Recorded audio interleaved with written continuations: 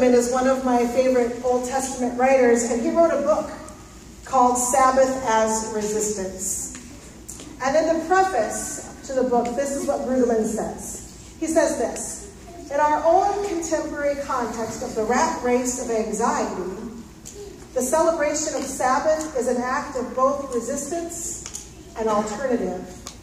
It is resistance because it is a visible insistence that our lives are not defined by the production and consumption of goods. Our lives are not defined by the production and consumption of goods. He didn't say it twice, I did. He continues, such an act of resistance requires enormous intentionality and communal reinforcement amid the barrage of seductive pressures from the insatiable insistence of the market, with its intrusion into every part of our life, from the family to the national budget. But, he says, Sabbath is not only resistance, it is alternative.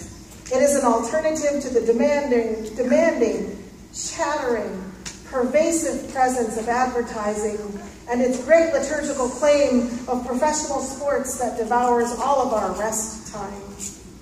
The alternative, he says, the alternative on offer is the awareness and practice of the claim that we are situated on the receiving end of the gifts of God. We are situated on the receiving end of the gifts of God. That's the end of his quote. So God wants wholeness and life for us. God wants us to respond to this great gift of drawing breath, not by producing and consuming, not by another productive day at the office, not by being so busy we lose our breath thinking about our schedule for the week. God wants us to enjoy and be refueled by relationships and playing together through the gift of time. Because when we have been refueled, when we have stopped the tide of activity and played and rested and given thanks to God, then our eyes and our hearts and our brains are clearer. And we can suddenly see that we need to extend that same gift to other people, right? This isn't an exercise in shame.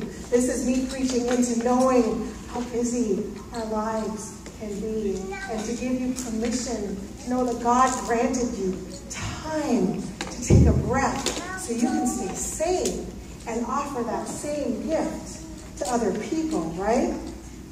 So keeping the Sabbath is freedom. Arms flung open wide, riding your bike from your kid. Freedom, right? Freedom to breathe deeper, to take on a different view of the world, to give yourself permission to stop doing and to just be. After all, we are human beings, right? To turn off screens that are attached to calendars and to-do lists that are relentless. We are given freedom not just to do anything in particular, but to just be. And to suffer then no guilt or shame for lack of productivity.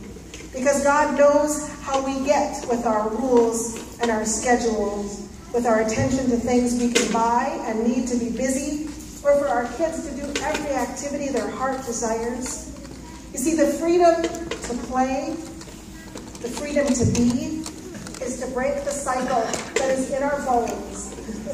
It's the cycle that the people of Israel were under. It's the cycle that Pharaoh brought them. He worked them until they died. That was their life. All that brick making and back breaking